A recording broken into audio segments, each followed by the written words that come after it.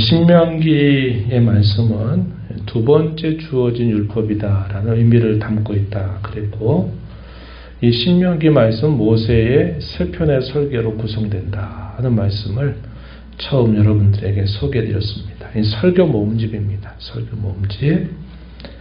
그래서 오늘 우리가 읽은 말씀의 내용은 모세 첫 번째 설교 안에 있는 내용들입니다. 이 첫 번째 설교는 1장 5절에서부터 4장 43절까지 첫 번째 설교의 내용이 되고요. 두 번째 설교는 4장 40절부터 26장까지, 그리고 세 번째 마지막 설교가 이제 27장부터 30장까지, 그리고 모압 언약 그 안에 포함이 되어 있고, 또 축복의 연속성에서 이것이 31장부터 마지막 34장까지 쭉 이어집니다. 신명기의 내용은 형식적으로는 이 설교의 내용으로 구성이 되어 있다 그리고, 그 내용들을 잘 생각해 보면 이것은 언약의 문서를 이루고 있다 하는 것을 말씀을 드렸습니다. 언제 그럼 이 세 편의 설교를 했을까요? 이스라엘 자손들, 애굽에서 나온 세대들은 다 사라졌습니다. 여호수아, 갈렙 외에 이 광야에서 태어난 세대들이 이제 예전에 애굽에서 나왔던 정도의 수를 이룰 만큼 많은 수를 이루어서 그들이 이제 가나안 땅의 접경 지역이었던 모압 평지에 있을 때 하나님께서 모세를 통해서 그 새로운 세대에게 또다시 하나님의 말씀, 특별히 그들에게 주어진 그 언약을 다시 그들에게 기억나게 하면서 그들이 이제 가나안 땅을 이제 어떻게 정복하고 그 땅에 들어갔을 때 과연 어떻게 살아야 될지에 대한 그런 여러 가지 가르침을 담고 있는 내용이 바로 신명기 내용이다 그랬습니다. 이 첫 번째 설교에서 우리가 확인하게 되는 내용은 이스라엘 자손들이 어쩌면 짧은 시간 안에 이 가나안 땅을 들어갈 수 있는 분명한 기회가 있었습니다. 그런데 그들이 그곳에 가기까지 참 많은 시간들을 보내게 됩니다. 약 40여 년 세월을 보내게 되었는데, 그렇게 40여 년 동안 지연된 이유가 무엇인가 하는 내용을 이제 설명해 주는데, 한마디로 그 이유가 곧 하나님의 약속, 그리고 그분이 약속과 덧붙여 주신 명령을 그들이 믿지 않았고 또 그들이 순종하지 않는 것 때문이었다. 믿음과 순종이 결국 그들에게 결여되어 있었던 것이 가장 큰 이유다 하는 것을 이제 설명해 주고 있습니다. 이제 그런 내용들을 우리가 한번 차근차근 숙고하면서 살펴보게 될 겁니다. 우리가 지난번에 살폈던 내용은 하나님께서 옛적에 약 40여 년 전 시내산에서 이스라엘 백성들과 맺으신 언약, 그리고 그 시내산에서 출발을 해서 나아갈 때 모세 혼자 이끌어가는 것이 아니라 그를 돕는 많은 지도자들을 함께 세웠다 하는 것을 우리가 살펴보았습니다. 이제 오늘부터 오늘 우리가 특별히 살피게 되는 내용은 가나안 정탐에 대한 이야기, 그에 대한 반응과 그 이후의 사건에 대해서 오늘 우리가 함께 살펴보려고 합니다. 이것이 오늘 우리가 읽은 이 본문 속에 기록되고 있는 내용이에요. 이런 내용들을 통해서 오늘 저와 여러분에게 주시는 교훈이 무엇인가를 함께 살펴보겠습니다. 오늘 우리가 읽은 이 본문의 내용은 크게 두 부분으로 나누어 볼 수 있어요. 19절부터 33절 이런 내용은 가데스 바네아에서의 반역 사건에 대한 기록이 주어집니다. 이에 대한 실제적인 사건은 어디에 기록이 되냐면 민수기 13장에 기록이 되고 있습니다. 민수기 13장에 잘 자세하게 기록이 되어 있고요. 그리고 34절부터 마지막 절 이르는 내용에서 두 번째 살펴보게 되는 이야기는 결국 가나안 정탐 이후에 그들의 보였던 반응, 이 반역 사건으로 인해서 그 이후에 어떤 일이 그들에게 있게 되었는가에 대한 기록을 우리가 살펴보게 됩니다.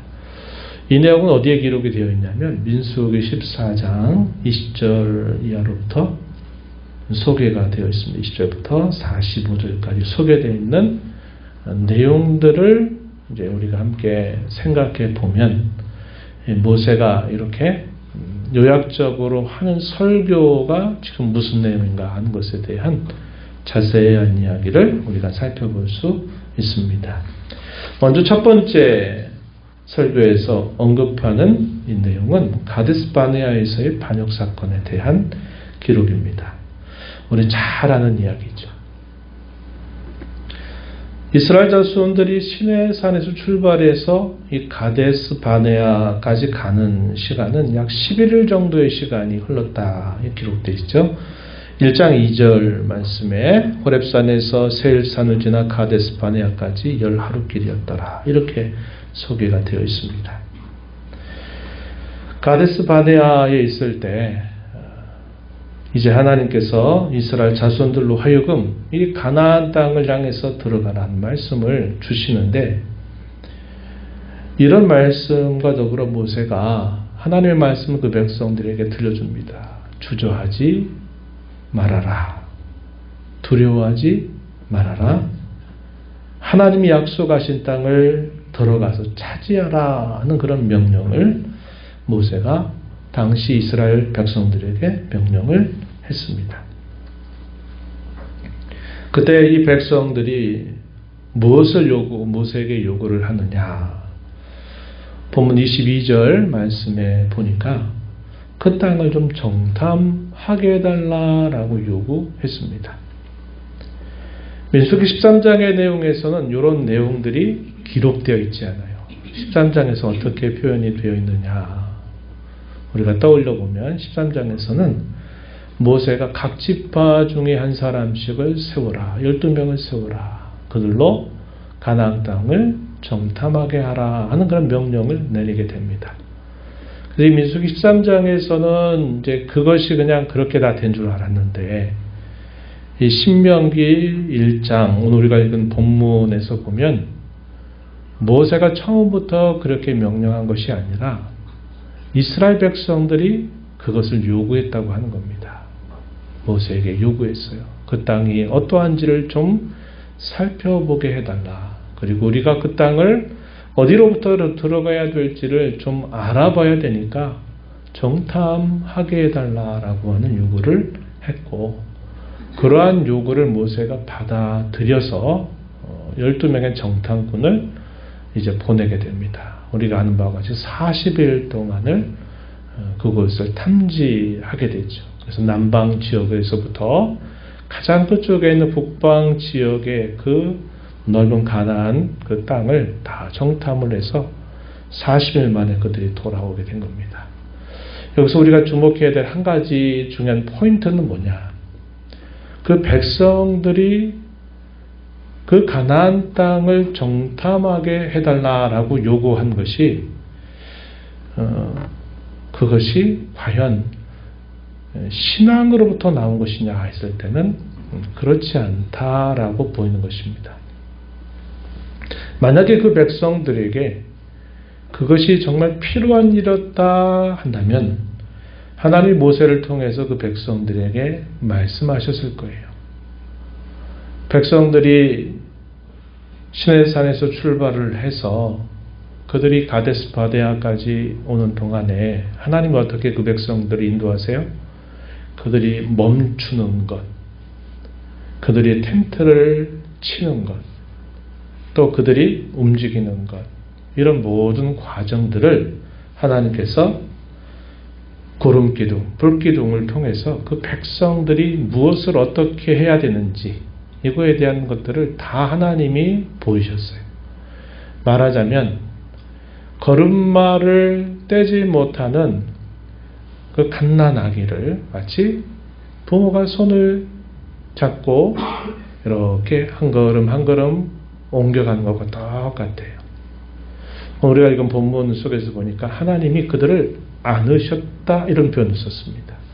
그러니까 하나님께서 당시 이스라엘 백성들을 마치 아주 어린아이를 다루듯이 그들을 인도하신다 이 말이죠. 아주 구체적으로.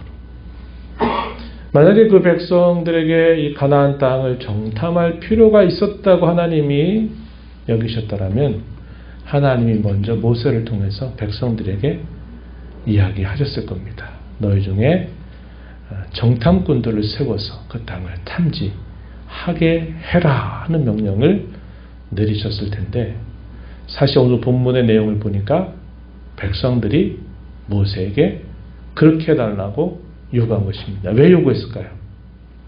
두려움입니다. 두려움. 하나님은 모세를 통해서 주저하지 말아라, 두려워하지 말아라, 그 땅에 들어가서 그 땅을 차지해라 하는 명령을 주셨습니다. 근데 이스라엘 백성들은 지연한 겁니다. 시간을 끄는 거예요. 하나님, 우리가 어떻게 그렇게 할 수 있겠습니까? 우리가 뭔가 좀 구체적인 게 있어야 되지 않겠습니까? 어디로 갈 것이며 어떻게 되며 그 땅이 어떤지 좀 봐야 어떻게 할지 우리가 할 수 있지 않겠습니까? 하는 식의 태도를 이스라엘 백성들이 보였다는 겁니다. 모세는 그 백성들의 요구를 들어서 결국 그들의 요구대로 정탐을 하게 했어요. 그런데 그 정탐 보고의 내용은 어땠습니까? 우리가 잘 아는 바와 같이 여호수아 갈렙이 두 사람은 우린 능히 할 수 있다라고 보고한 반면에 이 10명의 정탐꾼들은 안 된다. 우리가 할 수 없다. 불가능한 일이다. 라는 보고를 백성들이 듣도록 하게 된 겁니다. 28절 말씀을 한번 가서 잠시 보겠습니다. 1장 28절 말씀에 보면 28절 말씀을 다시 한번 읽어보겠습니다. 우리가 어디로 가랴 우리 형제들이 우리를 낙심하게 하여 말하기를 그 백성은 우리보다 장대하며 그 성읍들은 크고 성곽은 하늘에 닿았으며 우리가 또 거기서 아낙 자손을 보았노라 하는도다. 당시에 이 10명의 정탐꾼 보고를 들은 이스라엘 백성들, 그 정탐 보고의 내용은 그건 불가능한 일이다. 그 백성들은 우리보다 너무나 장대하고 그 성읍들은 크고 성곽은 하늘에 닿았다. 이 말은 높은 그런 요새와 같은 지역에 쉽게 범접하고 쉽게 점령할 수 없는 그런 높은 지역에 자리 잡고 있는 사람들이다. 우리가 도대체 무슨 힘으로 그들을 쳐서 그들을 무찔러 그 땅을 차지할 수 있겠느냐, 이런 보고를 하게 되었던 것입니다. 그 말을 들은 이스라엘 백성들은 결국 그들의 말에 반응하기 시작을 한 겁니다. 어떻게 했을까요? 그들은 거역하고 하나님을 원망했다. 이렇게 기록하고 있습니다. 26절에 보면 그러나 너희가 올라가기를 원하지 아니하고 너희 하나님 여호와의 명령을 거역하여 장막 중에서 원망하여 이르기를 여호와께서 우리를 미워하시기 때문에 아모리 족속의 손에 넘겨 멸하시려고 우리를 애굽 땅에서 불러내셨다. 이렇게 말하는 겁니다. 거슬러 올라가도 너무나 많이 거슬러 올라간 겁니다. 어디까지 거슬러 올라갔어요? 애굽 땅에서 그들을 건져낸 일조차 이제 왜곡하기 시작한 겁니다. 그때는 좋아했어요. 그때는 함께 찬송했습니다. 야, 우리가 이와 같은 종살이 하는 이곳에서 하나님의 이런 능력으로 우리가 여기서 벗어나게 됐구나.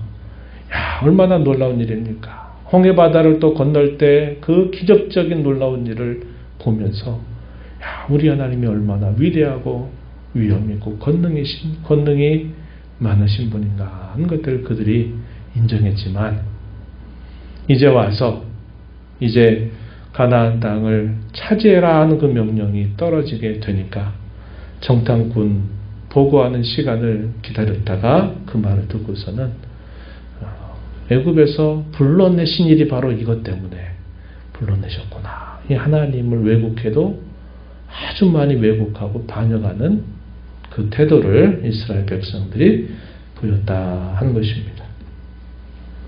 모세는 다시 한번 그들을 향해서 다시 한번 그들을 독려하고 권면을 했습니다. 29절 말씀에 이렇게 모세가 말했다고 증언합니다. 그들을 무서워하지 말라, 두려워하지 말라, 이렇게 그들을 권고합니다.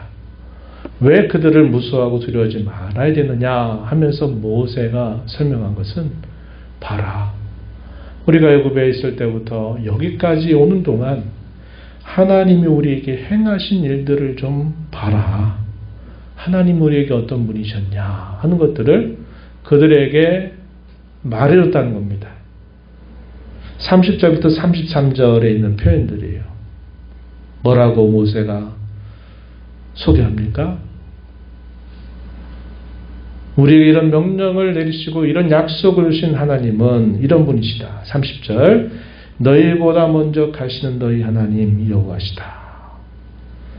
그분은 이제까지 그렇게 하신 것처럼 너희를 위해서 이제도 싸우실 분이시다. 30절 끝부분에 31절, 광야에서도 너희가 당하겠거니와 사람이 자기 아들을 안는 것 같이 너희 하나님 여호와께서 너희가 걸어온 길에서 너희를 안으사 이곳까지 이르게 하신 분이다. 이렇게 말했습니다. 33절 이렇게 또 말합니다.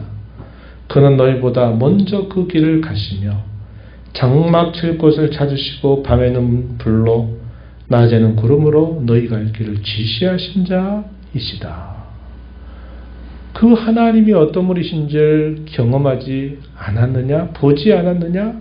그 경험한 게 까마득한 옛 이야기가 아니라 우리가 이제까지 걸어온 길에서 그 하나님의 역사를 우리가 보아왔지 않느냐.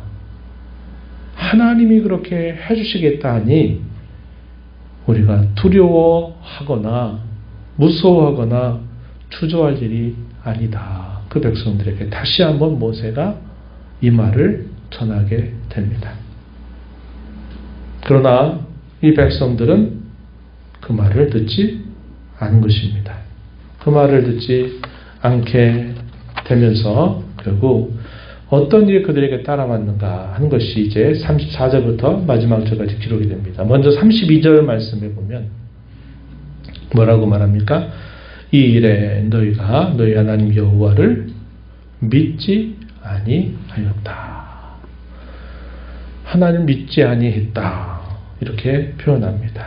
불신입니다. 불신. 불신에 대해서 이렇게 표현했어요. 이런 불신 때문에 결국은 그들은 하나님의 이러한 명령을 불순종하게 된 겁니다. 불신앙, 불순종. 이렇게 그들이 보인 태도였다는 겁니다. 그래서 하나님께서 어떻게 하시느냐. 하나님이 그들을 심히 진노하시면서 하나님이 이렇게 말씀하세요. 이 약한 세대 사람들 중에는 맹세한 좋은 땅을 볼 자가 하나도 없게 될 것이다. 하나님 이렇게 진노하셨습니다. 35절 말씀에 그들의 말소리를 들으시면서 노하셔서 맹세하신 말씀, 이 약한 세대 사람들 중에는 내가 그들의 조상에게 주기로 맹세한 좋은 땅을 볼 자가 하나도 없으니라. 그리고서는 예외적인 인물이 있습니다. 누굽니까? 우리 잘 아는 갈렙과 여호수아. 애굽에서 나온 사람 중에 이 두 사람. 그리고 누가 포함이 되느냐? 39절에 보면 너희가 사로잡히려 하던 너희 아들들과 당시 선악을 분별하지 못하던 너희 자녀들도 그리로 들어갈 것이다. 이 말은 결국 광야에서 태어난 그런 자녀들, 그리고 그 자녀들이 이제는 이 여호수아와 갈렙과 함께 약속의 땅에 들어가게 될 것이다. 이렇게 하나님이 예배를 두고서는 너희들은 다 아무도 이 좋은 땅을 볼 자가 없을 것이다 라고 하나님이 진노하셨음을 이야기해 줍니다. 갈렙에 대해서 뭐라고 말씀하셨는가? 본문 36절 말씀에 보시면은 여분네 아들 갈렙은 온전히 여호와께 순종하였은즉 그는 그것을 볼 것이요 그가 밟은 땅을 내가 그와 그의 자손에게 주리라. 사사기에 보게 되면 하나님의 약속대로 갈렙이 땅을 차지하게 됩니다. 그래서 우리 잘 아는 그 유명한 이야기가 있죠. 그리고 38절 말씀에 보면은 여호수아에 대하여 말씀하십니다. 내 앞에 서 있는 눈의 아들 여호수아는 그리로 들어갈 것이니 너는 그를 담대하게 하라. 그가 이스라엘에게 그 땅을 기업으로 차지하게 하리라. 모세의 뒤를 이어서 지도자가 될 것을 하나님 말씀하시게 된 겁니다. 결국 무엇이 이들의 삶을 이렇게 갈라놓았을까요? 결국 하나님이 하신 그 약속을 믿고 하나님이 그 약속을 이루시도록 주신 명령에 그들이 순종했다라는 것이 그들의 삶을 이렇게 갈라놓는 중요한 분기점이 됐다는 것을 우리가 알게 됩니다. 유화가 뭘까요? 믿음이죠. 약속에 대한 믿음. 하나님이 그렇게 말씀하셨으니 그렇게 된다 하는 그 약속을 믿는 믿음. 또 하나님이 약속을 주시면서 그 약속을 이룬 하나의 방편으로 주신 그의 명령을 따르는 것, 순종하는 것. 그래서 약속에 대한 믿음과 하나님이 그 약속을 이루도록 명령하신 말씀에 순종하는 것이 결국 그들의 삶을 이와 같이 두 갈래길로 갈라놓게 되었다는 사실을 보여주고 있습니다. 하나님은 그럼에도 불구하고 그 백성들 전체를 멸하시지는 않으셨습니다. 하나님은 그들의 조상이었던 아브라함에게, 이삭에게, 야곱에게 그 땅을 차지하게 하시겠다고 하셨던 약속을 주신 하나님이고 그 약속을 반드시 내가 이루겠다 하셨던 하나님이십니다. 그래서 징계는 할지라도 그 모든 백성들을 다 처단하지 않으시고 여전히 하나님은 그 약속을 계속 이어가도록 하나님이 새로운 세대를 남기셨다는 것을 우리가 알게 되죠. 그래서 하나님이 그 징계를 어떻게 하시느냐, 그걸로 광야길로 들어가라 하는 말씀을 주신 것입니다. 40절 말씀을 한번 보세요. 너희는 방향을 돌려 홍해길을 따라서 광야로 들어갈지니라. 하나님 이렇게 말씀을 하십니다. 그래서 그들이 가데스 바네아에서 약속의 땅을 향하여 들어가지 못하고 거기서부터 우회하기 시작하면서 결국 다시 그 가데스 바네아로 돌아오는데 걸렸던 시간이 몇 년? 대략 정확하게 말하면 38년 정도. 대략 40년 동안을 다시 그 자리로 돌아오는 동안 계속 그들이 광야를 이것저것 다니면서 결국 광야 생활을 하게 되었던 것을 우리가 알게 됩니다. 이런 말씀을 하나님이 모세를 통해서 이스라엘 백성들에게 들려주셨어요. 너희가 가나안 땅을 40일 동안 정탐한 것을 하루를 1년으로 환산해서 40년 동안 너희가 이제 광야에 있을 거다라는 말씀을 하고 너희 중에 이 여호수아 갈렙은 아무도 못 들어간다. 그러니까 이 백성들이 정신이 번쩍 들었죠. 그래가지고 백성들이 뒤늦게 뭐라고 합니까? 올라가겠습니다. 우리가 싸우러 가겠습니다.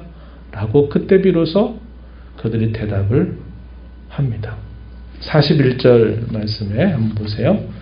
너희가 대답하여 내게 이르기를 우리가 여호와께 범죄하였사오니 우리 하나님께서 우리에게 명령하신 대로 우리가 올라가서 싸우리이다 말한 겁니다.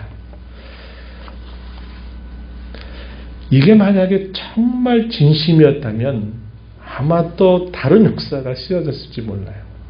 이 말은 지금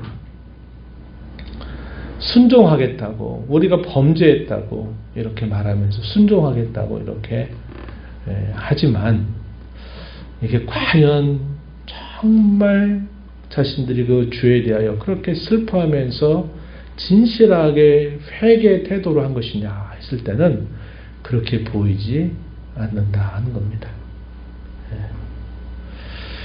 우리도 이제 신앙생활을 하면서 뭔가 무서운 일, 뭔가 두려워하는 일이 닥치게 될 때, 아이고 이게 아니구나 했을 때, 아닙니다, 아닙니다, 하겠습니다 할 때, 그럴 때가 있어요. 근데 그 하는 중요한 동기는 우리 마음 깊은 곳으로 들어가는 게 아니라 닥칠 일에 대한 두려움 때문에 어떻게든지 그걸 피해가고자 하는 마음으로 그렇게 하려고 할 때가 많다는 겁니다. 그러니까 상당히 피상적이다 이 말이죠.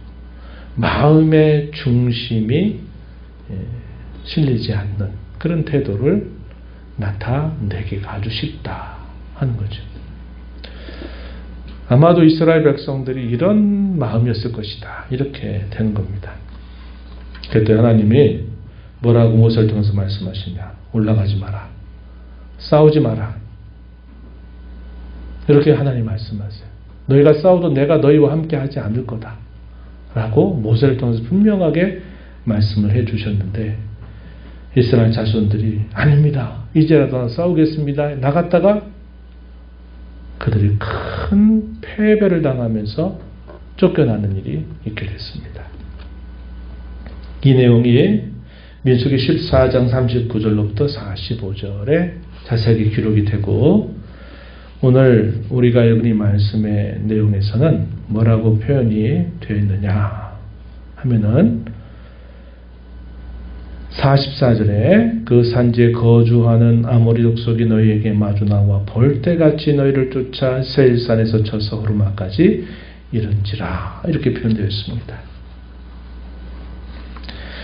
순종하라고 할 때는 그 믿음을 붙들고 순종하지 않고 그냥 믿지도 않고 불순종했다가 이제 더 이상 하지 말라라고 할 때는 하겠다고 또 이렇게 나가다가 결국은 큰 패배를 맛보게 되는 그 일로 인해서 큰 슬픔이 그들에게 닥치게 된 일이 있었다 하는 겁니다.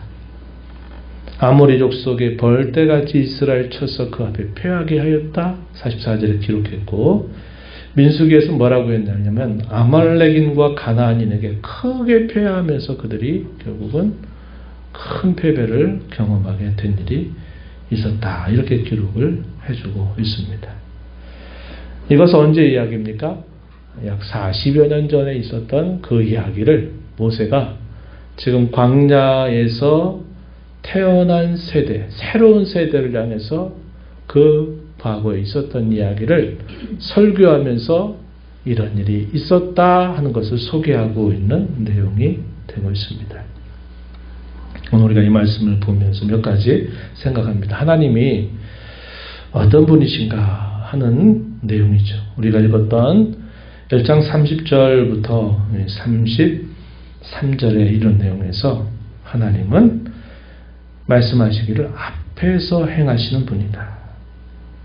대적들과 싸우시고 자기의 백성을 마치 품에 안으셔서 그들을 인도하시는 분이시다.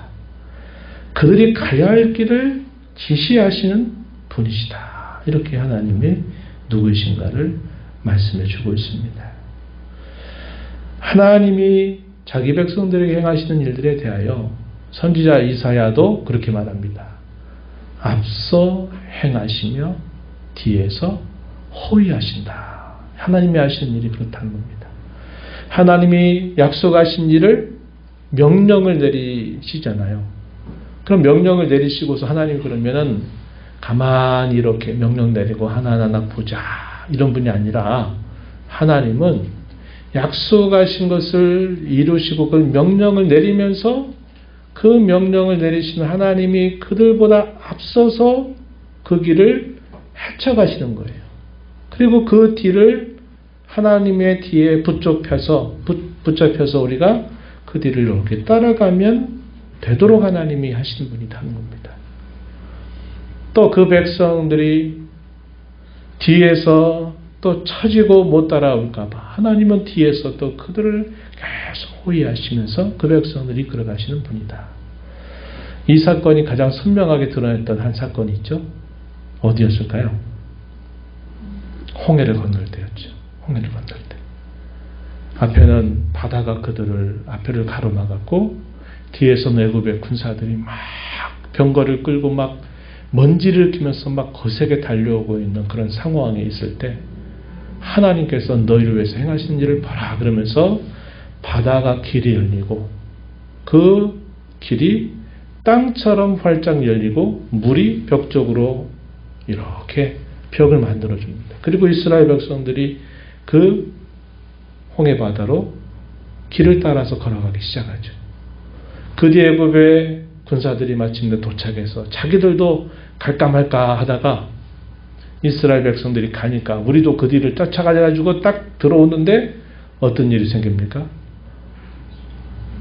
이스라엘 백성들이 그 애굽의 군사들이 오는 곳에는 흑암으로 아무것도 보지 못하게 흑암으로 그들을 캄캄하게 만들고 이스라엘 백성들이 가는 곳에는 빛으로 그들의 갈 길을 밝게 비춰주시고 또 그들이 들어오면 이스라엘 자손들의 끝자락에서는 아무도 헤어지지 않도록 하시는데 애굽의 병거들은 다 물이 결국 그들을 덮쳐버리도록 해서 수장되게 만드시는 일을 하는 거죠. 앞에서 길을 열어 만들어 가시고 뒤에서 그 백성들에게 대적들이 접근하지 못하도록 하나님이 그들을 호위하시면서 그 백성들을 홍해를 건너게 하신 하나님이셨다는 것을 보여주고 있어요. 하나님의 역사가 이와 같다는 겁니다. 하나님이 모든 역사 속에서 항상 그분이 앞서서 길을 만드시고 그 길을 활짝 열어놓으시고 그 백성들로 하여금 그 길을 따라오도록 하나님은 항상 이끌어 가시는 분이다 하는 겁니다. 그런 하나님이시다 하는 사실들을 이스라엘 백성들이 경험을 했음에도 불구하고 자기 눈앞의 현실에 지금 닥쳐있는 그 두려움을 결국 이겨내지 못하고 크신 하나님을 결국 반역하는 그런 태도를 보이게 되면서 결국 그들이 이 약속의 땅을 받지 못하고 죽었다는 것을 우리가 보게 됩니다. 하나님은 약속하신 신실하신 하나님입니다. 약속을 이루시는 신실하신 분이시고 하나님이 때로 우리에게 명령을 내리셔도 그 명령을 하고 하나하나 지켜보고 하시는 그런 분이시라기보다는 하나님은 그 명령 하시면서도 그 명령이 지켜지도록 항상 자기 백성들의 앞서 행하신 분이시다 하는 것을 우리가 늘 기억하면서 광야 같은 이 인생길을 우리가 잘 살아가야 된다는 겁니다. 가장 큰 고민이 뭘까요? 하나님의 약속과 내가 지금 당면하고 있는 현실 사이의 괴리입니다. 이 간격을 어떻게 우리가 맺고 가느냐 하는 것이 문제죠. 경험을 했지만 그 경험이 자신들이 지금 당면하고 있는 현실의 그 장벽 앞에 그 경험이 사라져버린 겁니다.